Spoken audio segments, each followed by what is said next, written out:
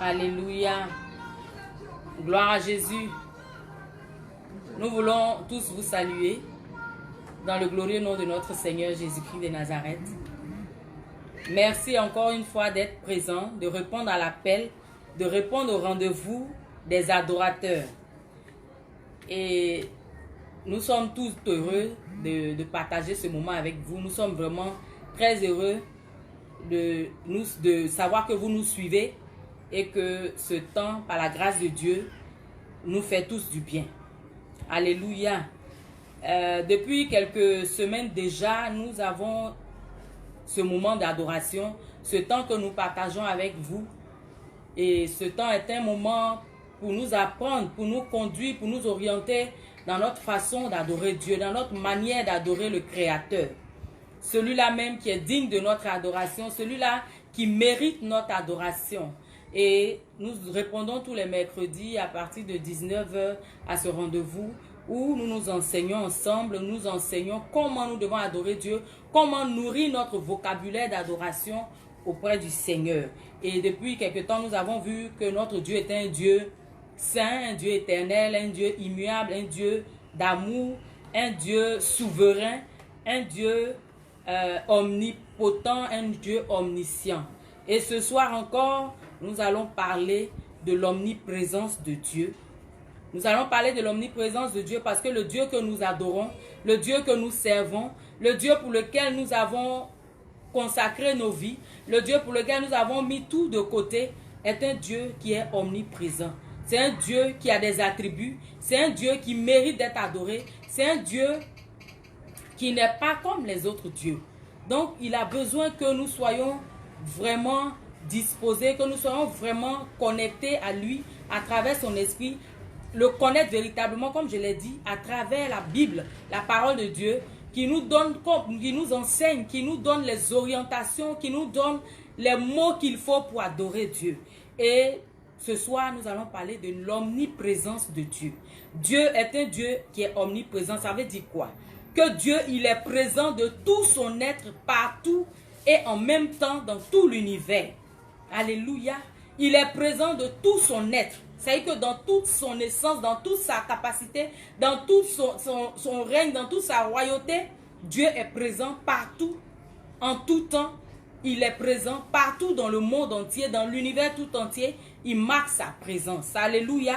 Et nous allons le voir dans le livre de Psaume plutôt. Psaume 139, à partir du verset 7 jusqu'au verset 12. Que nous allons lire très rapidement.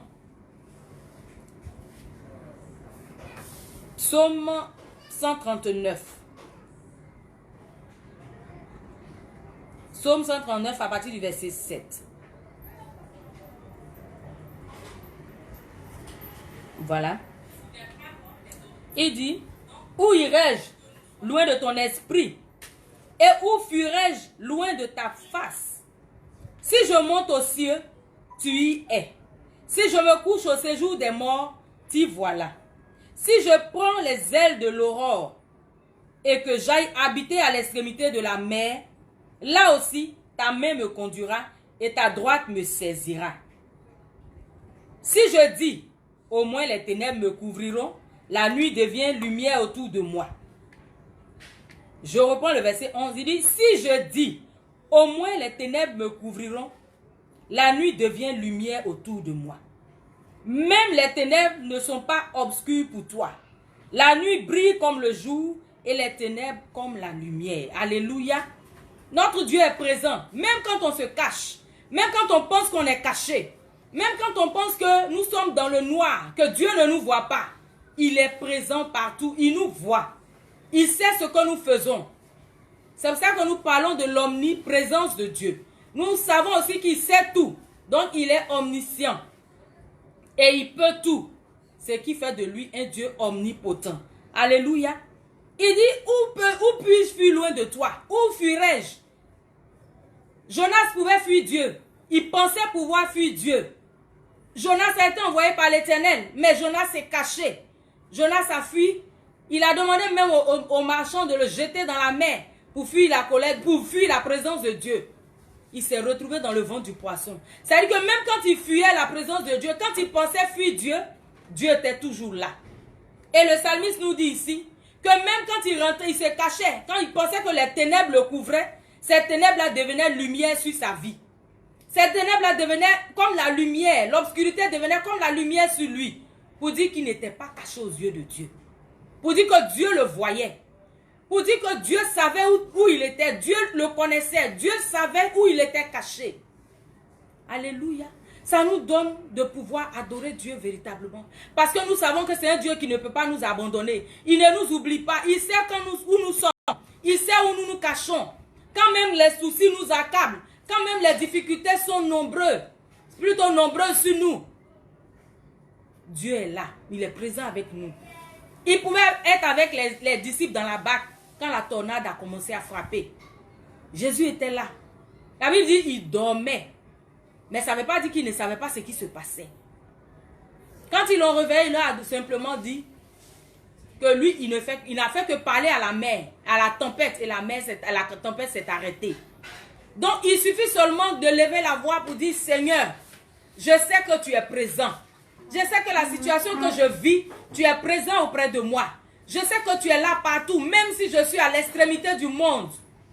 Dieu n'est pas seulement qu'en Côte d'Ivoire. Dieu n'est pas seulement qu'au Ghana. Dieu n'est pas seulement qu'en Italie. Il n'est pas seulement qu'au Cameroun. Il est partout où tu peux te trouver. Partout où un enfant de Dieu est présent, où il invoque Dieu, Dieu est là. Alléluia.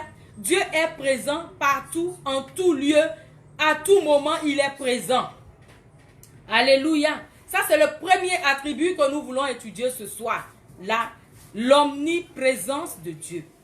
Il est présent partout. À la fois, il est là. Il nous guide, il nous garde, il nous protège. Dieu est présent. Alléluia. Dieu, il est omniprésent.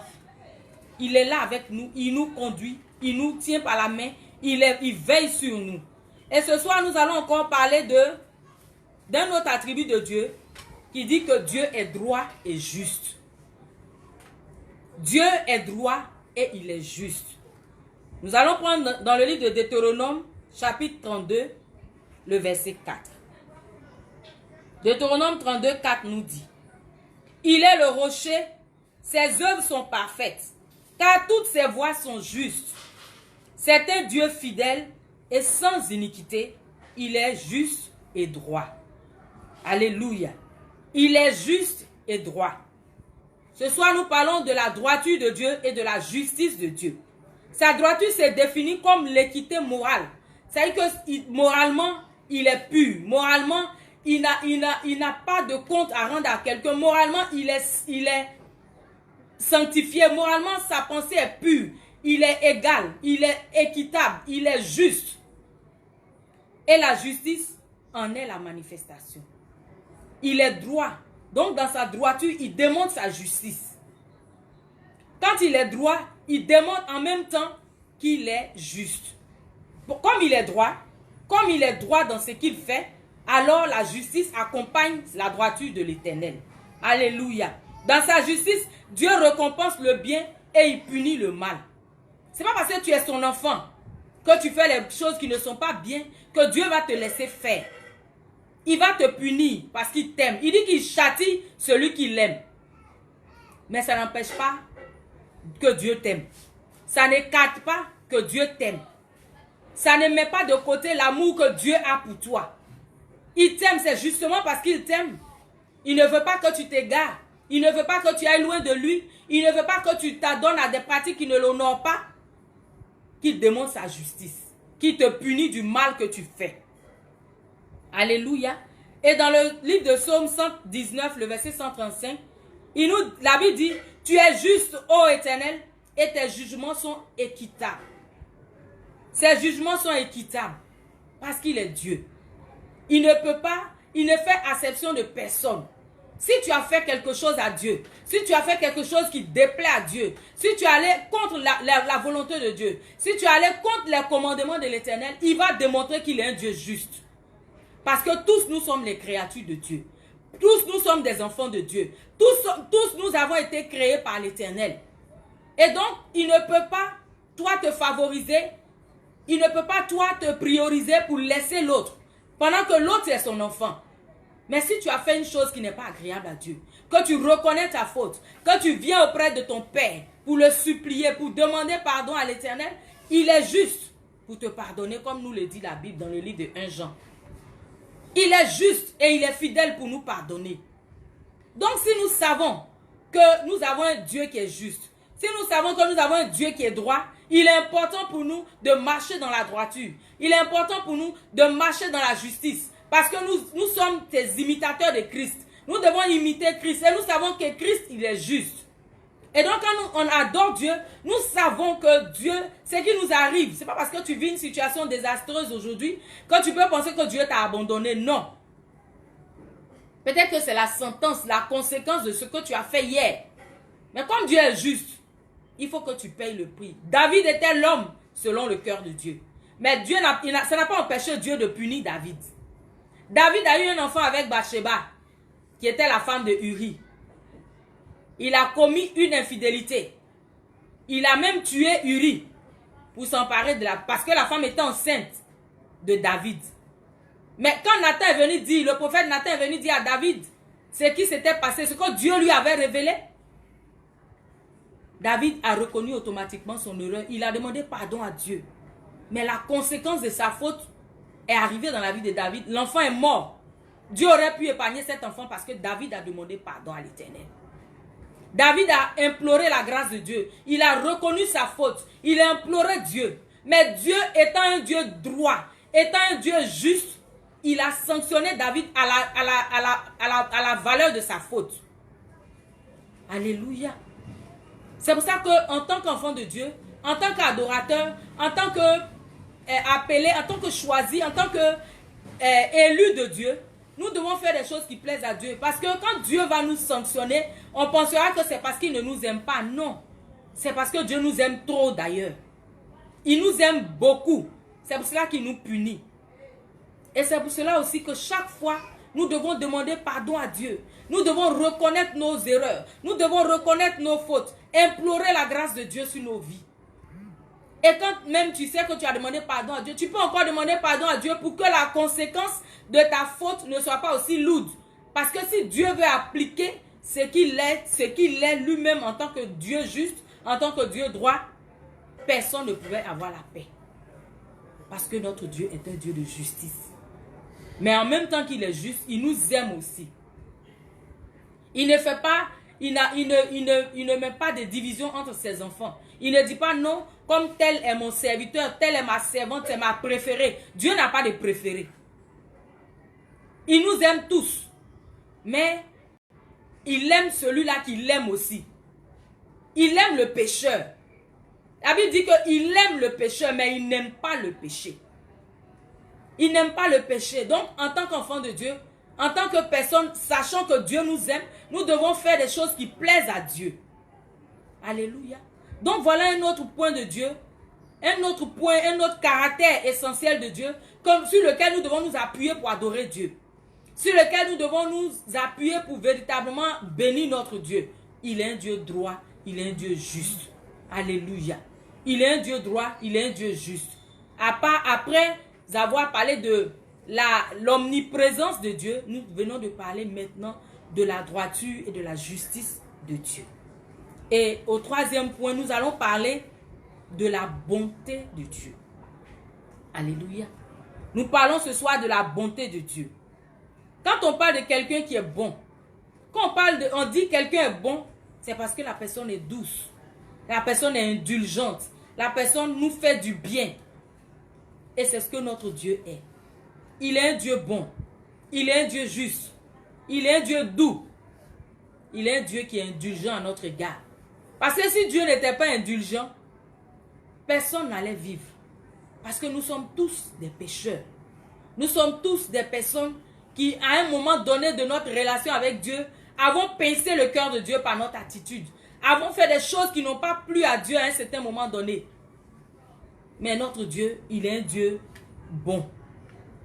Et nous allons le voir dans Psaume 145. Je vais illustrer chaque attribut par un verset biblique pour nous aider dans nos moments de prière. pour dire que je n'invente pas ce que je vous dis. Je m'appuie sur la parole de Dieu. Comme je l'ai dit au début, c'est la parole de Dieu. La méditation de la parole de Dieu qui enrichit notre vocabulaire d'adoration.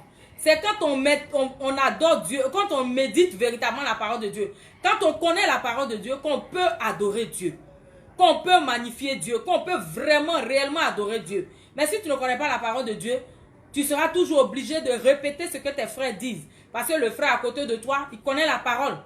Le frère à côté de toi, il a médité la parole. Le frère à côté de toi, il a vu la main de Dieu. Donc c'est par rapport à son expérience avec le Seigneur qu'il parle à Dieu. Mais toi, qu'est-ce que tu as de Dieu? Qu'est-ce que tu sais de Dieu? On adore Dieu pour ce qu'il est. Mais on le loue pour ce qu'il fait. Je vais m'évertuer chaque fois à le répéter. On adore Dieu pour ce que Dieu est dans son essence. Et on le loue pour ce qu'il a fait. Mais quand tu sais que Dieu a été bon pour toi, tu ne peux pas attendre que ton frère à côté ou ta soeur à côté de toi pendant l'adoration, qu'elle soit véritablement conduite par l'Esprit de Dieu à attendre d'adorer Dieu, à attendre qu'elle parle pour pouvoir répéter ce qu'elle a dit à Dieu. Vous n'avez pas les mêmes expériences. Il faut chercher ton expérience avec Dieu à travers la parole de Dieu. Alléluia. Donc dans le livre de Psaume 145, le verset 9, la Bible nous dit: l'Éternel est bon envers tous. Il est bon envers tout le monde. L'Éternel est bon envers tous et ses compassions s'étendent sur toutes ses œuvres. Alléluia. L'Éternel est bon envers tous. Tout le monde, toute sa créature, toute sa création, l'Éternel est bon envers. Et ses compassions s'étendent sur toutes ses œuvres. Tout ce que sa main a fait, sa compassion s'étend dessus. Tout ce que c'est, il dit qu'il a créé l'homme à son image. C'est-à-dire que quand on regarde l'homme, quand on regarde l'homme, nous devons pouvoir voir Dieu à travers l'homme. Et donc, quand on regarde l'homme, on se dit, Dieu il a créé l'homme à son image. Donc l'homme que nous voyons là peut ressembler à Dieu. Il ressemble à Dieu. Donc il est bon envers tous les hommes. Il est bon envers tous les hommes et ses compassions s'étendent sur toutes ses œuvres.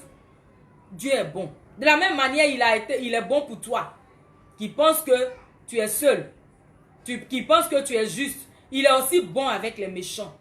Il est aussi bon avec tous. Parce que même si les méchants, il fait tomber sa pluie, même si les méchants, il fait briller le soleil. Alléluia. Il fait briller son soleil sur les méchants comme sur les justes. Parce que Dieu est bon. Il ne fait exception de personne. Il ne trie pas ses enfants. Il ne trie même pas les races. Il ne trie pas les ethnies. Il ne dit pas non, comme les Baoulés m'adorent véritablement bien, donc j'aime les Baoulés. Non. Je suis bon envers les Baoulés. Non. Il ne dit pas comme les Italiens. Ils m'adorent véritablement. Ils m'adorent bien. Ils m'adorent de tout leur cœur. Ils m'adorent. Donc j'aime les Italiens pour laisser les Américains. Non. Il ne dit pas non comme les anglophones. Ils sont très bons en matière d'adoration. Je les aime et je n'aime pas les francophones. Ou bien je n'aime pas les lusophones. Non, Dieu aime tout le monde. Il est bon pour tout le monde. Il est bon envers tout le monde. Alléluia. Dans le livre de Matthieu 5, Matthieu 5, verset 45, la Bible dit, Matthieu 5, 45,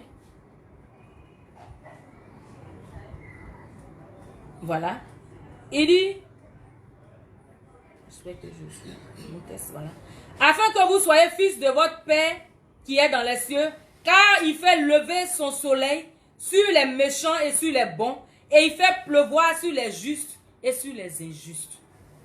Dieu est bon. Il fait pleuvoir sur les justes et sur les injustes. C'est quand la pluie tombe, il ne dit pas, la pluie ne dit pas non, il faut que je tombe pour arroser que les plans de ceux-là même qui ont choisi Dieu, de ceux-là qui sont justes, de ceux-là que Dieu a appelés. Parce que tous nous sommes sur la terre. Tous nous vivons sur la terre. Dieu nous a créés, il nous a déposés sur la terre. Et donc quand la pluie tombe sur la terre, elle arrose les plans de ceux qui sont justes. Elle arrose aussi les plans de ceux qui sont injustes. Et quand le soleil brille dans le ciel, quand le soleil brille au-dessus de nos têtes, il ne trie pas celui qui brillait. Il ne dit pas non, comme ma fille qui vit au Cameroun. Elle a fait sa lessive ce matin. Il faut que le soleil brille rien que pour elle, pour que ses vêtements sèchent. Et que celui qui est quelque part en Chine, qui ne connaît pas Dieu, qui n'a pas encore accepté le Seigneur, que le soleil ne brille pas sur lui, non. Dieu est bon envers tous. Alléluia. Dieu, il est bon envers tous. Il est indulgent envers tous. Il a un cœur d'amour, un cœur bon. Donc, il attend chaque fois que nous revenons à lui. Parce qu'il est doux. Il est indulgent. Il nous fait du bien. Alléluia. Et donc, ce sont tous ces points-là qui doivent nous emmener à adorer Dieu véritablement. Après que nous ayons parlé de sa sainteté, après que nous ayons parlé de l'omniprésence de Dieu, que nous ayons parlé de l'omniscience de Dieu, de l'omnipotence de Dieu, de la fidélité de Dieu, que nous ayons parlé de l'amour de Dieu, de la souveraineté de Dieu, nous pouvons aussi dire que notre Dieu est bon. Alléluia. Notre Dieu est bon parce qu'il nous aime plus que tout. La Bible dit qu'il a été le premier à nous aimer. Il nous a aimés. C'est après que nous avons commencé à l'aimer. C'est parce qu'il est bon qu'il nous a aimés. Il aurait pu ne pas nous aimer. Il aurait pu ne pas nous donner la vie. Il aurait pu ne pas nous protéger. Mais Dieu nous aime. Alléluia. Dieu a été bon pour nous. Dieu a été fidèle. Il nous a démontré sa bonté. Et encore, nous allons parler, aujourd'hui nous allons parler de 4 points. Habituellement, nous parlons de 3 points. Mais ce soir, nous allons parler d'un 4e point qui parle de la sagesse de Dieu. Alléluia. La sagesse de Dieu. Nous avons parlé de l'omniprésence, de la droiture et de la justice. Nous avons parlé de la bonté. Et maintenant, nous parlons de la sagesse de Dieu. Nous allons le voir dans le livre de Proverbes. Proverbe 3, le verset 19.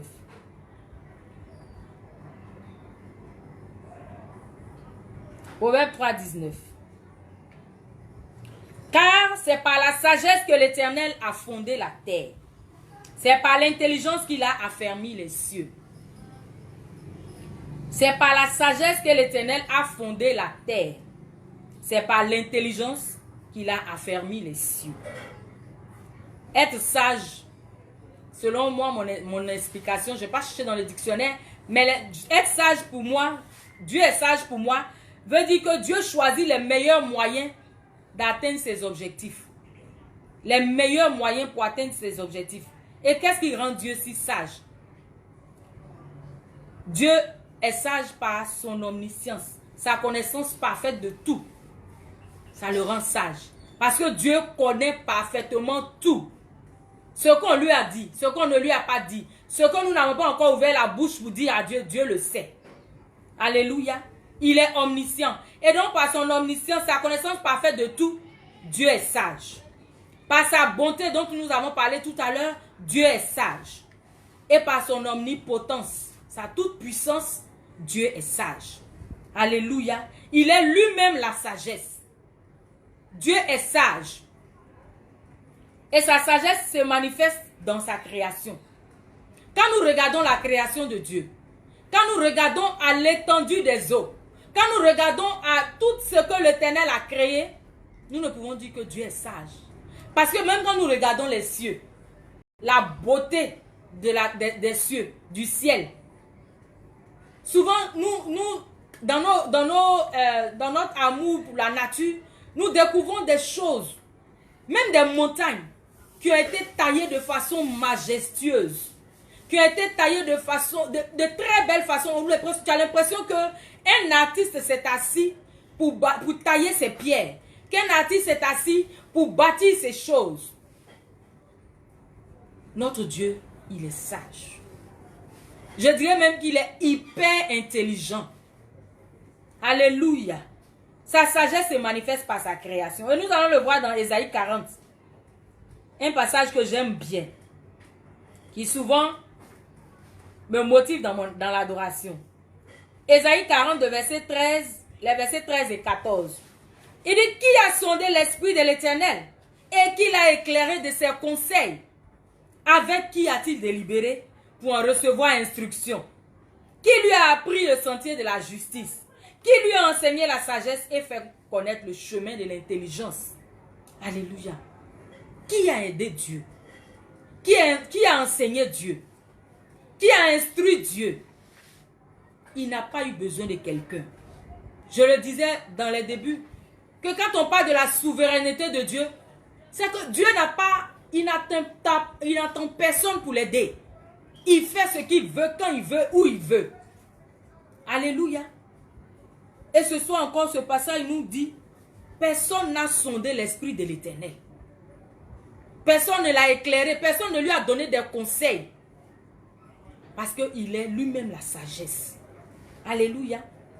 Il ne s'est pas assis en assemblée, il ne s'est pas assis en réunion avec quelqu'un pour délibérer d'une quelconque décision. Ils ne se sont pas assis pour travailler, pour s'entendre pour prendre une décision. Non. Il n'a pas reçu d'instruction de quelqu'un. Personne ne l'a enseigné. Parce que lui-même, il est la sagesse. Alléluia. Il est la sagesse, il est l'intelligence lui-même. Donc, il n'a pas besoin que quelqu'un l'aide.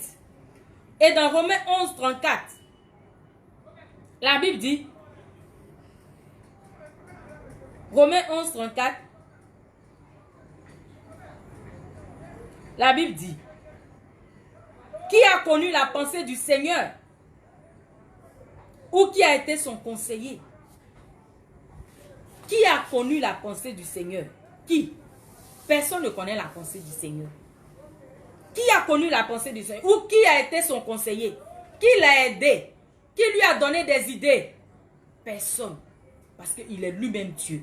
Il est lui-même la sagesse. Sa sagesse, je l'ai dit, ça s'est manifesté dans la création. Donc, quand il devait créer les choses, il n'a pas attendu que quelqu'un vienne dire non, le nez que tu as placé là, non, tu ne devais pas mettre le nez à cet endroit. Ou non, le soleil que tu as élevé au-dessus de la terre, non, il ne devait pas être à cette distance de la terre.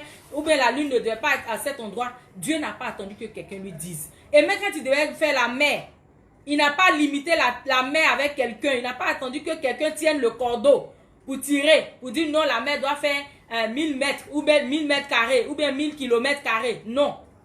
Il a fait toutes ces choses lui-même. Et lui seul. Parce qu'il est un Dieu sage. Alléluia. Cette sagesse de Dieu a créé et soutient le monde dans toute la complexité que le monde connaît.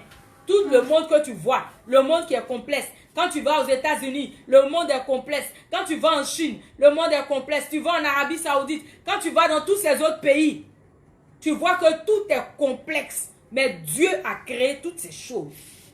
Alléluia. Il a soutenu toutes ces choses. Il a fait tout ça pour la seule gloire de son nom. Alléluia. Le monde est complexe, le monde est diversifié. Mais la majesté de Dieu dépasse toutes ces choses. Alléluia. Quand on regarde à toute sa création, quelquefois je me surprends quand je suis au bord de la mer à regarder l'étendue des eaux. Je suis là, quand j'observe, je ne peux que bénir Dieu. Parce que quand je regarde à cette immensité, à cette grandeur, la majesté de Dieu me dépasse. Et je ne peux qu'être ravi en admiration. Souvent, je suis étonné d'admirer ce que Dieu a fait. Je suis surprise, je suis étonné, je suis dans l'étonnement de voir toute cette grandeur de Dieu. Alléluia. Je suis dans l'étonnement. Je suis dans l'admiration parce que ces choses sont grandes. Et Dieu a été sage en donnant le plan du salut à l'humanité. Après l'épisode du jardin d'Éden, où Adam et Ève ont péché contre Dieu, Dieu a mis en place un autre plan sage de salut. Un autre plan parfait qu'il a établi pour l'humanité. L'objectif de Dieu, c'était de racheter son peuple. C'était de racheter ses enfants. Et il l'a fait par le moyen de la croix. La croix sur laquelle son fils, son unique fils est mort pour que l'humanité soit rachetée. Alléluia. Il a donné son fils. Il a permis que son fils aille à la croix. Parce qu'il avait son intention, c'était de racheter l'humanité. Il n'avait pas l'intention de tourner dos à ses enfants. Il voulait que ses enfants lui donnent leur vie. Et Christ s'est donné à la croix. Alléluia. Et je voudrais ce soir bénir Dieu pour chacun d'entre vous. Bénis Dieu pour votre présence. Bénis Dieu pour le temps que vous avez pris d'écouter encore ce petit enseignement que nous sommes pris de vous donner. Ce petit enseignement sur l'adoration que nous voulons vous donner pour nous aider, nous tous, à adorer Dieu. Et nous voulons terminer par ce cantique pour bénir Dieu encore ce soir. Alléluia. Tu vas laisser ton cœur chercher ton Dieu véritablement. À la lumière de cet enseignement, tu vas parler à ton Dieu. Tu vas célébrer ce Dieu puissant. Tu vas adorer ce Dieu bon. Ce Dieu toujours présent auprès de toi. Quand même les difficultés sont là, mais lui, il est là. Ne pense pas que tes difficultés sont plus grandes que lui. Non, il est plus grand que ses difficultés. Mais il est là. Il est là auprès de toi. Il est dans ta barque. Il ne t'a pas abandonné. Parce qu'il est bon pour toi. Parce qu'il est un Dieu sage. Il est un Dieu juste. Un Dieu droit. À toi le roi éternel. À toi le roi immortel. À toi le roi invisible. À toi Dieu le seul sage. À toi Dieu le seul sage. À toi le roi éternel. À toi le roi immortel. À toi le roi invisible. À toi Dieu le seul sage. À toi Dieu seul sage. Oh, à toi le roi, sois louange et honneur, louange et honneur et gloire. Oh, à toi le roi, sois louange et honneur et gloire. À jamais. Amen. Alléluia. Il est un roi éternel. Il est un roi puissant. Il est un roi juste. Il est un roi droit. À lui seul soit la gloire ce soir. Oh, à toi le roi, sois louange et honneur, louange et honneur et gloire. Oh, à toi le roi, sois louange et honneur et gloire. À jamais. Amen. Merci Seigneur. Merci pour ta fidélité. Merci Père pour ta grâce. Mon âme te bénit ce soir encore. Mon âme t'exalte pour ce que tu es. Mon âme te célèbre Seigneur pour ta bonté. Mon âme te loue, ô éternel Dieu de gloire, pour ton omniprésence. Partout où nous sommes, partout où nous serons Seigneur, tu es avec nous. Merci pour ta droiture, ta justice. Merci Seigneur pour la sagesse qui, ô éternel Dieu de gloire, nous émerge.